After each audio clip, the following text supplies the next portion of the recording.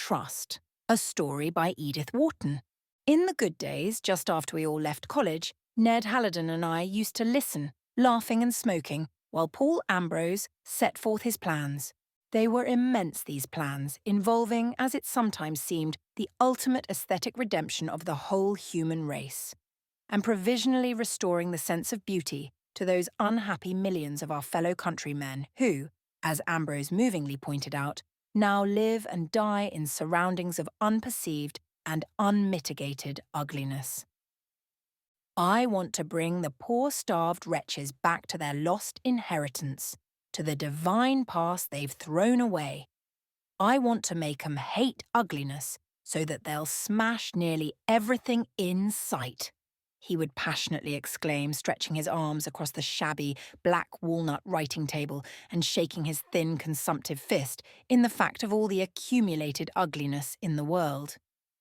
"You might set the example by smashing that table," I once suggested with youthful brutality, and Paul, pulling himself up, cast a surprised glance at me and then looked slowly about the parental library in which we sat. His parents were dead, and he had inherited the house in 17th Street, where his grandfather Ambrose had lived in a setting of black walnut and pier glasses, giving Madeira dinners and saying to his guests as they rejoined the ladies across a florid waste of Aubusson carpet, "This, sir, is Dabney's first study for the Niagara. The Grecian slave in the bay window was executed for me in Rome 20 years ago by my old friend Ezra Stimpson, by token of which he passed for a Maecenas in the New York of the 40s, and a poem had once been published in the Keepsake or the Book of Beauty on a picture in the possession of Jonathan Ambrose, Esquire." Since then, the house had remained unchanged. Paul's father, a frugal liver and hard-headed manipulator of investments, did not inherit old Jonathan's artistic sensibilities, and was content to live and die in the unmodified black walnut and red rep of his predecessor. It was only in Paul that the grandfather's aesthetic faculty revived, and Mrs. Ambrose used often to say to her husband, as they watched the little pale-browed boy poring over an old number of the art journal, "Paul will know how to appreciate your father's treasures."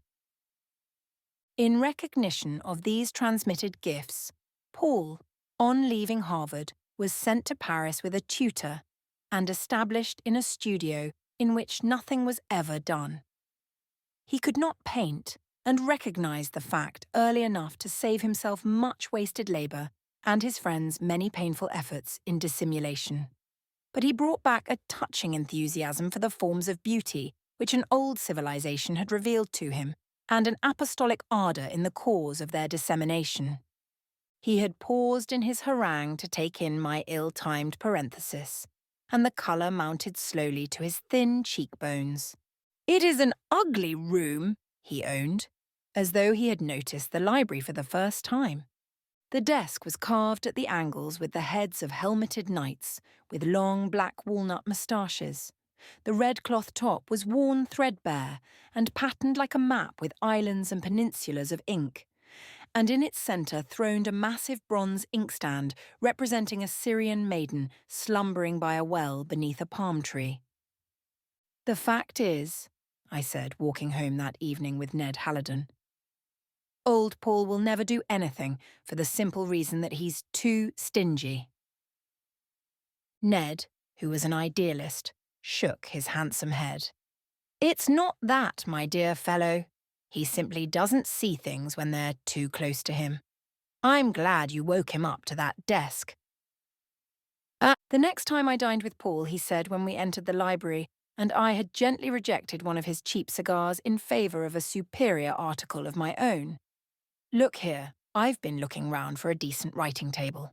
I don't care, as a rule, to turn out old things, especially when they've done good service, but I see now that this is too monstrous. For an apostle of beauty to write his evangel on," I agreed, "it is a little inappropriate, except as an awful warning." Paul coloured. "Well, but, my dear fellow, I'd no idea how much a table of this kind costs. I find I can't get anything decent, the plainest mahogany, under 150. He hung his head and pretended not to notice that I was taking out my own cigar.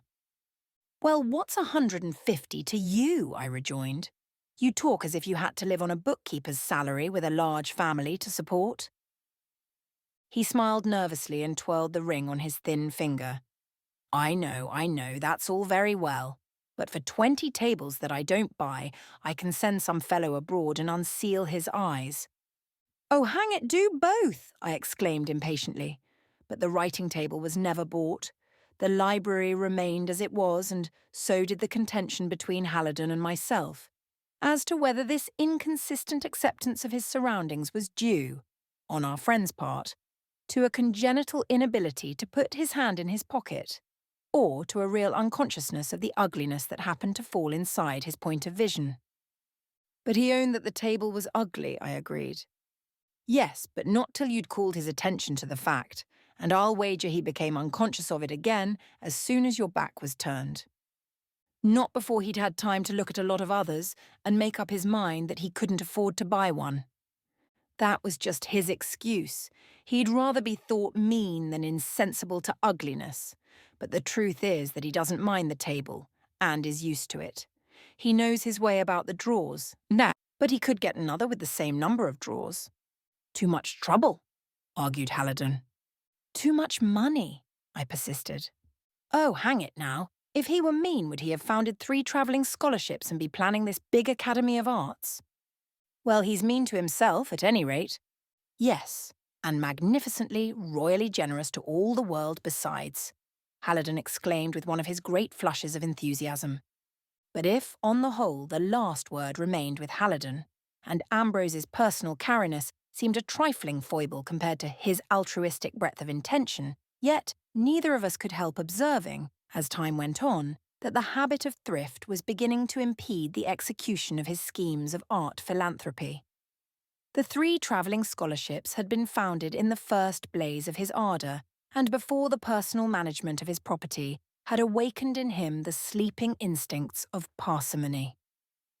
But as his capital accumulated and problems of investment and considerations of interest began to encroach upon his visionary hours, we saw a gradual arrest in the practical development of his plan. For every $1,000 he talks of spending on his work, I believe he knocks off a cigar, or buys one less newspaper. Halidon grumbled affectionately. But after all, he went on with one of the quick revivals of optimism that gave a perpetual freshness to his spirit, after all, it makes one admire him all the more when one sees such a nature condemned to be at war with the petty inherited instinct of greed. Still, I could see it was a disappointment to Halidon that the great project of the Academy of Arts should languish on paper long after all its details had been discussed and settled to the satisfaction of the projector and of the expert advisers he had called in council. He's quite right to do nothing in a hurry, to take advice and compare ideas and points of view, to collect and classify his material in advance, Halidon argued, in answer to a taunt of mine about Paul's perpetually reiterated plea that he was still waiting for so-and-so's report. But now that the plan's mature, and such a plan, you'll grant it's magnificent, I should think he'd burn to see it carried out, instead of pottering over it till his enthusiasm cools and the whole business turns stale on his hands. That summer Ambrose went to Europe and spent his holiday in a frugal walking tour through Brittany. When he came back, he seemed refreshed by his respite from business cares and from the interminable revision of his cherished scheme, while contact with the concrete manifestations of beauty had, as usual, renewed his flagging ardour. "By Jove," he cried, "whenever I indulged my unworthy eyes in a long gaze at one of those big things, picture or church or statue, I kept saying to myself, 'You lucky devil, you, to be able to provide such a sight as that for eyes that can make some good use of it. Isn't it better to give 50 fellows a chance to paint or carve or build than to be able to daub canvas or punch clay in a corner all by yourself?'" "Well," I said, when he had worked off his first ebullition, "when is the foundation stone to be laid?" His excitement dropped. "The foundation stone!" When are you going to touch the electric button that sets the thing going? Paul, with his hands in his sagging pockets, began to pace the library hearthrug. I can see him now, setting his shabby red slippers between its ramified cabbages. My dear fellow, there are 1 or 2 points to be considered still, 1 or 2 new suggestions I picked up over there. I sat silent, and he paused before me, flushing to the roots of his thin hair. You think I've had time enough? That I ought to have put the thing through before this? I suppose you're right. I can see that even Ned Halidon thinks so, and he has always understood my difficulties better than you have. This insinuation exasperated me. Ned would have put it through years ago, I broke out. Paul pulled at his straggling moustache. You mean he has more executive capacity? More… No, it's not that. He's not afraid to spend money, and I am, he suddenly exclaimed. He had never before alluded to this weakness to either of us, and I sat abashed, suffering from his evident distress. But he remained planted before me, his little legs wide apart, his eyes fixed on mine in an agony of voluntary self-exposure. That's my trouble, and I know it. Big sums frighten me. I can't look them in the face. By George, I wish Ned had the carrying out of this scheme. I wish he could spend my money for me. His face was lit by the reflection of a passing thought. Do you know, I shouldn't wonder if I dropped out of the running before either of you chaps. And in case I do, I've half a mind to leave everything in trust to Halidon, and let him put the job through for me. Much better have your own fun with it, I retorted, but he shook his head, saying with a sigh as he turned away, It's not fun to me. That's the worst of it. Halidon, to whom I could not help repeating our talk, was amused and touched by his friend's thought. Heaven knows what will become of the scheme, if Paul doesn't live to carry it out. There are a lot of hungry Ambrose cousins who will make one gulp of his money and never give $1 to the work. Jove, it would be a fine thing to have the carrying out of such a plan. But he'll do it yet. You'll see he'll do it yet, cried Ned, his old faith in his friend flaming up again through the wet blanket of fact. 2. Paul Ambrose did not die and leave his fortune to Halidon, but the following summer he did something far more unexpected. He went abroad again and came back married. Now, our busy fancy had never seen Paul married. Even Ned recognised the vague unlikelihood of such a metamorphosis. He'd stick at the parson's fee, not to mention the best man's scarf pin. And I should hate, Ned added sentimentally, to see the touch of a woman's hand desecrate the sublime ugliness of the ancestral home. Think of such a house made cosy. But when the news came, he would own neither to surprise nor to disappointment. Goodbye, poor Academy, I exclaimed, tossing over the bridegroom's 8-page rhapsody to Halidon, who had received its duplicate by the same post. Now why the deuce do you say that? He growled. I never saw such a beast as you are for imputing mean motives. To defend myself from this accusation, I put out my hand and recovered Paul's letter. Here, listen to this. Studying art in Paris when I met her. The vision and the faculty divine, but lacking the accomplishment, etc. A little ethereal profile, like one of Piero della Francesca's angels. Not rich, thank heaven, but not afraid of money, and already enamoured of my project for fertilising my sterile millions. Well, why the deuce? Ned began again, as though I had convicted myself out of my friend's mouth, and I could only grumble obscurely. It's all too pat. He brushed aside my misgivings. Thank heaven she can't paint anyhow. And now that I think of it, Paul's just the kind of chap who ought to have a dozen children. Ah, then indeed, goodbye, poor Academy, I croaked. The lady was lovely. Of that there could be no doubt. And if Paul now, for a time, forgot the Academy, his doing so was but a vindication of his sex. Halidon had only a glimpse of the returning couple before he was himself snatched up in one of the chariots of adventure that seemed perpetually waiting at his door. This time he was going to the Far East in the train of a special mission, and his head was humming with new hopes and ardours, but he had time for a last word with me about Ambrose. You'll see, he summed up hopefully as we parted. And what I was to see was, of course, the crowning pinnacle of the academy lifting itself against the horizon of the immediate future. It was in the nature of things that I should, meanwhile, see less than formally of the projector of that unrealized structure. Paul had a personal dread of society, but he wished to show his wife to the world, and I was not often a spectator on these occasions. Paul indeed, good fellow, tried to maintain the pretence of an unbroken intercourse, and to this end I was asked to dine now and then. But when I went, I found guests of a new type who, after dinner, talked of sport and stocks, while their host blinked at them silently through the smoke of his cheap cigars. The first innovation that struck me was a sudden improvement in the quality of the cigars. Was this Daisy's doing? Mrs. Ambrose was Daisy. It was hard to tell, she produced her results so noiselessly. With her fair bent head and vague smile, she seemed to watch life flow by without, as yet, trusting anything of her own to its current. But she was watching at any rate, and anything might come of that. Such modifications as she produced were as yet almost imperceptible to any but the trained observer. I saw that Paul wished her to be well-dressed, but also that he suffered her to drive in a hired brougham, and to have her door opened by the raw-boned Celt who had bumped down the dishes on his bachelor table.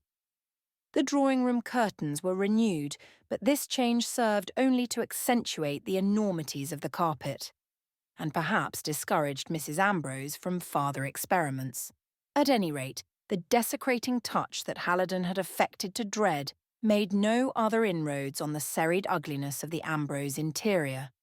In the early summer, when Ned returned, the Ambroses had flown to Europe again, and the academy was still on paper. "Well, what do you make of her?" the traveller asked as we sat over our first dinner together. "Too many things. And they don't hang together. Perhaps she's still in the chrysalis stage." "Has Paul chucked the scheme altogether?" "No, he sent for me and we had a talk about it just before he sailed." "And what impression did you get?" "That he had waited to send for me till just before he sailed." "Oh, there you go again." I offered no denial, and after a pause he asked, "Did she ever talk to you about it?" "Yes, once or twice, in snatches." "Well?" "She thinks it all too beautiful. She would like to see beauty put within the reach of everyone. And the practical side. She says she doesn't understand business." Halidon rose with a shrug. "Very likely you frightened her with your ugly, sardonic grin. It's not my fault if my smile doesn't add to the sum total of beauty." "Well," he said, ignoring me, "next winter we shall see." But the next winter did not bring Ambrose back. A brief line written in November from the Italian lakes told me that he had a rotten cough and that the doctors were packing him off to Egypt. Would I see the architects for him and explain to the trustees? The academy already had trustees and all the rest of its official hierarchy. And would they all excuse his not writing more than a word? He was really too groggy, but a little warm weather would set him up again, and he would certainly come home in the spring. He came home in the spring, in the hold of the ship, with his widow several decks above. The funeral services were attended by all the officers of the academy, and by two of the young fellows who had won the travelling scholarships and who shed tears of genuine grief when their benefactor was committed to the grave. After that there was a pause of suspense, and then the newspapers announced that the late Paul Ambrose had left his entire estate to his widow. The board of the academy dissolved like a summer cloud, and the secretary lighted his pipe for a year with the official paper of the stillborn institution. After a decent lapse of time, I called at the house in 17th Street and found a man attaching a real estate agent's sign to the window and a van-load of luggage backing away from the door. The caretaker told me that Mrs. Ambrose was sailing the next morning. Not long afterward, I saw the library table with the helmeted knight standing before an auctioneer's door in University Place, and I looked with a pang at the familiar ink stains in which I had so often traced the geography of Paul's visionary world. Halidon, who had picked up another job in the Orient, wrote me an elegiac letter on Paul's death, ending with, "And what about the Academy?" And for all answer, I sent him a newspaper clipping, recording the terms of the will, and another announcing the sale of the house and Mrs. Ambrose's departure for Europe. Though Ned and I corresponded with tolerable regularity, I received no direct answer to this communication till about 18 months later, when he surprised me by a letter dated from Florence. It began, "Though she tells me you have never understood her," and when I had reached that point, I laid it down and stared out of my office window at the chimney pots and the dirty snow on the roof.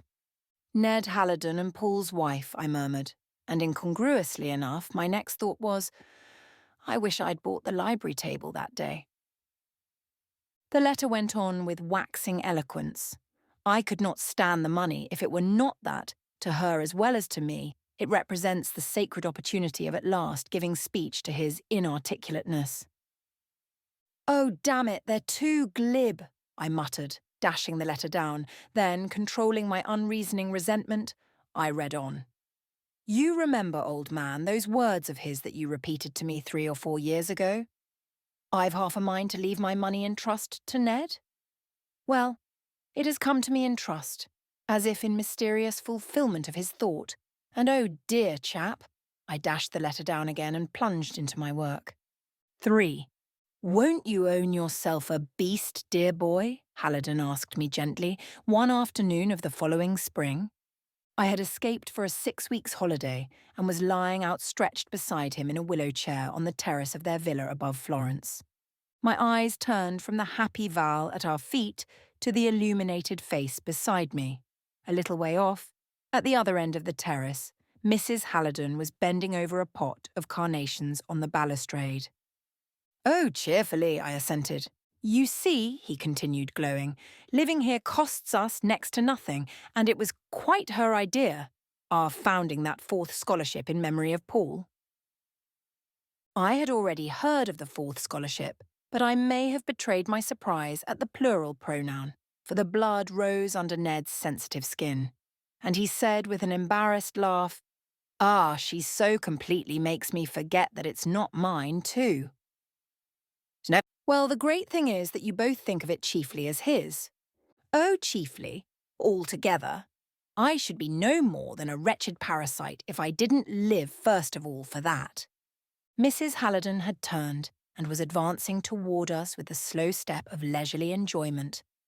The bud of her beauty had at last unfolded. Her vague, enigmatical gaze had given way to the clear look of the woman whose hand is on the clue of life. "She's not living for anything but her own happiness," I mused, "and why in heaven's name should she? But Ned—" "My wife," Halidon continued, his eyes following mine. "My wife feels it too, even more strongly. You know a woman's sensitiveness. There's nothing she wouldn't do for his memory, because in other ways— You understand," he added, lowering his tone as she drew nearer, "that as soon as the child is born, we mean to go home, for good, and take up his work. Paul's work." Mrs. Halidon recovered slowly after the birth of her child. The return to America was deferred for 6 months, and then again for a whole year. I heard of the Halidons as established first at Biarritz, then in Rome. The second summer, Ned wrote me a line from St. Moritz. He said the place agreed so well with his wife, who was still delicate, that they were thinking of building a house there, a mere cleft in the rocks, to hide our happiness in when it becomes too exuberant. And the rest of the letter very properly was filled with a rhapsody upon his little daughter. He spoke of her as Paula. The following year the Halidons reappeared in New York, and I heard with surprise that they had taken the Brereton house for the winter. Well, why not, I argued with myself. After all, the money is hers. As far as I know, the will didn't even hint at a restriction. Why should I expect a pretty woman with 2 children, for now there was an heir, to spend her fortune on a visionary scheme that its originator hadn't the heart to carry out? Yes, cried the devil's advocate, but Ned. My first impression of Halidon was that he had thickened all through. He was heavier physically, with the ruddiness of good living rather than of hard training. He spoke more deliberately and had less frequent bursts of subversive enthusiasm. Well, he was a father, a householder, yes, and a capitalist now. It was fitting that his manner should show a sense of these responsibilities. As for Mrs. Halidon, it was evident that the only responsibilities she was conscious of were those of the handsome woman and the accomplished hostess. She was handsomer than ever, with her 2 babies at her knee, perfect mother as she was perfect wife. Poor Paul. I wonder if he ever dreamed what a flower was hidden in the folded bud. Not long after their arrival, I dined alone with the Halidons and lingered on to smoke with Ned while his wife went alone to the opera. He seemed dull and out of sorts and complained of a twinge of gout. Fact is, I don't get enough exercise. I must look about for a horse. He had gone afoot for a good many years and kept his clear skin and quick eye on that homely regimen. But I had to remind myself that after all we were both older, and also that the Halidons had champagne every evening. How do you like these cigars? There's some I've just got out from London, but I'm not quite satisfied with them myself, he grumbled, pushing toward me the silver box and its attendant taper. I leaned to the flame, and our eyes met as I lit my cigar. Ned flushed and laughed uneasily. Poor Paul, were you thinking of those execrable weeds of his?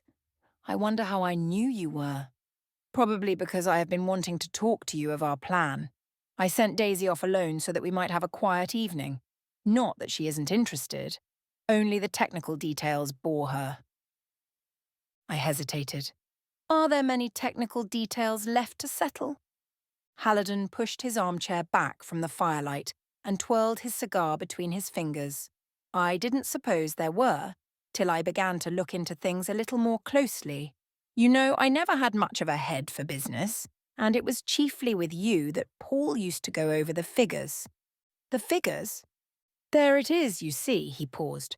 Have you any idea how much this thing is going to cost?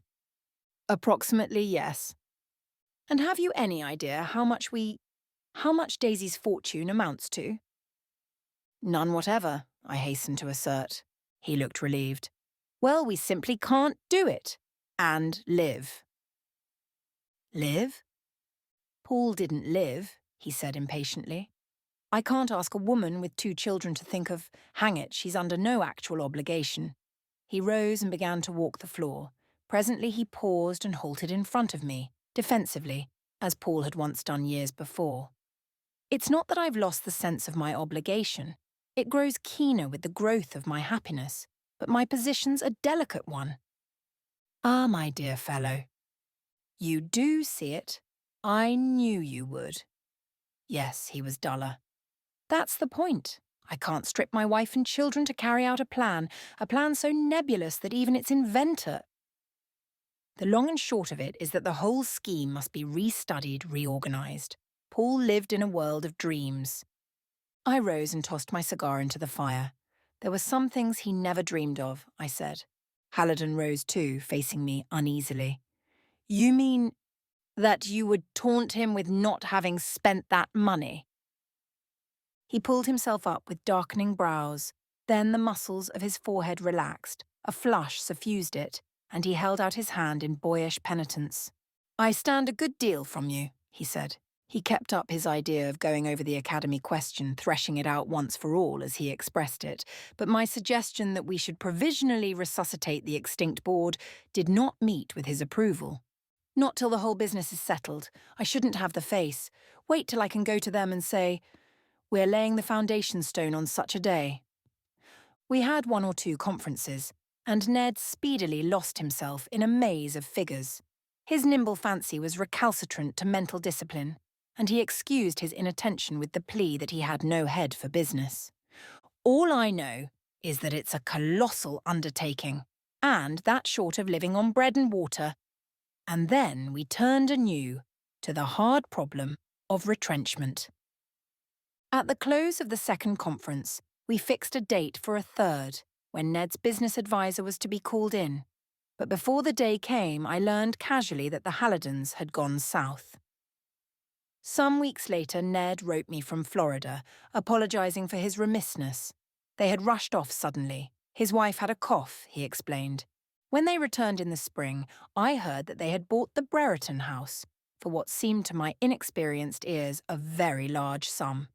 But Ned, whom I met one day at the club, explained to me convincingly that it was really the most economical thing they could do.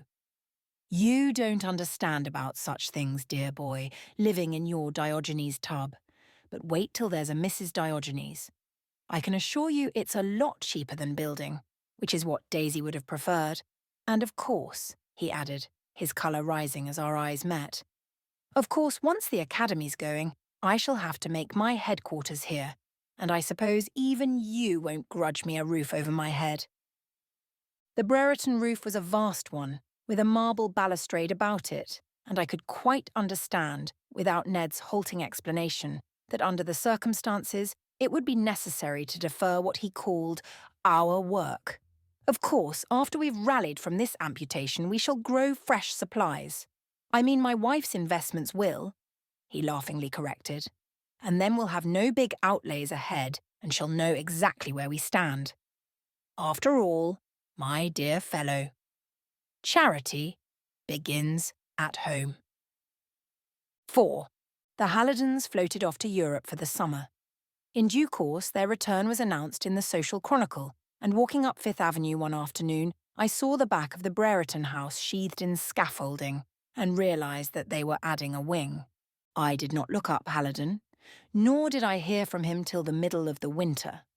Once or twice, meanwhile, I had seen him in the back of his wife's opera box, but Mrs. Halidon had grown so resplendent that she reduced her handsome husband to a supernumerary. In January, the papers began to talk of the Halidon ball, and in due course I received a card for it. I was not a frequenter of balls, and had no intention of going to this one, but when the day came, some obscure impulse moved me to set aside my rule, and toward midnight I presented myself at Ned's illuminated portals. I shall never forget his look when I accosted him on the threshold of the big new ballroom. With celibate egoism, I had rather fancied he would be gratified by my departure from custom, but one glance showed me my mistake. He smiled warmly, indeed, and threw into his hand-clasp an artificial energy of welcome. You of all people, my dear fellow, have you seen Daisy?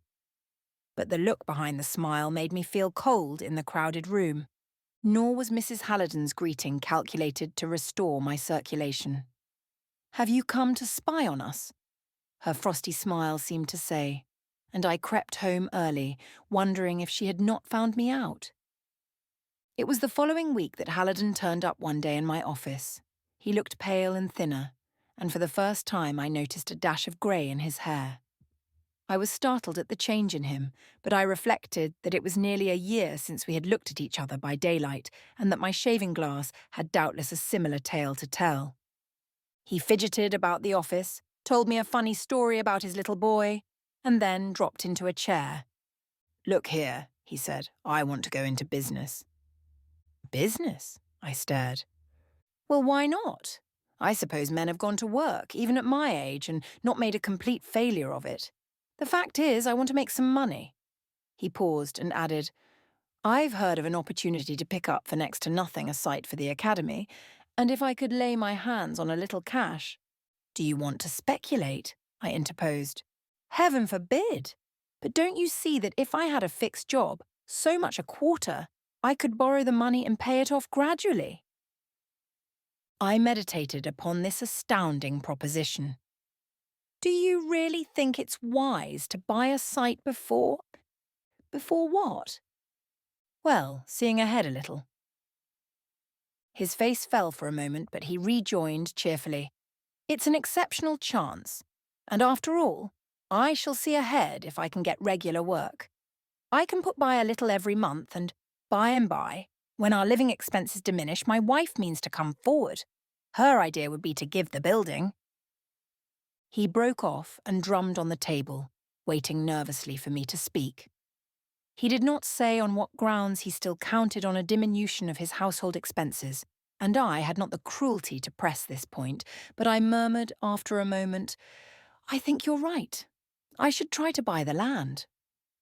We discussed his potentialities for work, which were obviously still an unknown quantity, and the conference ended in my sending him to a firm of real estate brokers who were looking out for a partner with a little money to invest. Halidon had a few thousands of his own, which he decided to embark in the venture. And thereafter, for the remaining months of the winter, he appeared punctually at a desk in the broker's office and sketched plans of the academy on the back of their business paper. The site for the future building had meanwhile been bought, and I rather deplored the publicity which Ned gave to the fact. But after all, since this publicity served to commit him more deeply, to pledge him conspicuously to the completion of his task, it was perhaps a wise instinct of self-coercion that had prompted him. It was a dull winter in realty, and towards spring, when the market began to revive, one of the Halidon children showed symptoms of a delicate throat, and the fashionable doctor who humoured the family ailments counselled, nay commanded, a prompt flight to the Mediterranean. He says a New York spring would be simply criminal, and as for those ghastly southern places, my wife won't hear of them. So we're off. But I shall be back in July, and I mean to stick to the office all summer.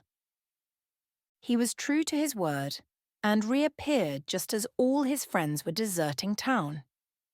For 2 torrid months he sat at his desk, drawing fresh plans of the academy and waiting for the windfall of a big deal.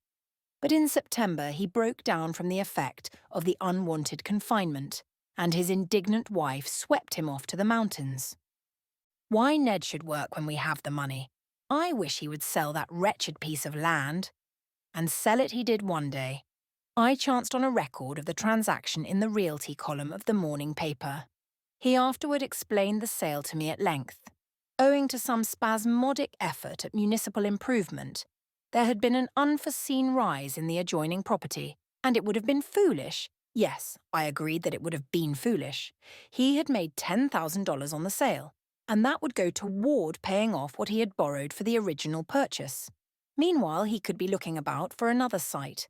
Later in the winter, he told me it was a bad time to look.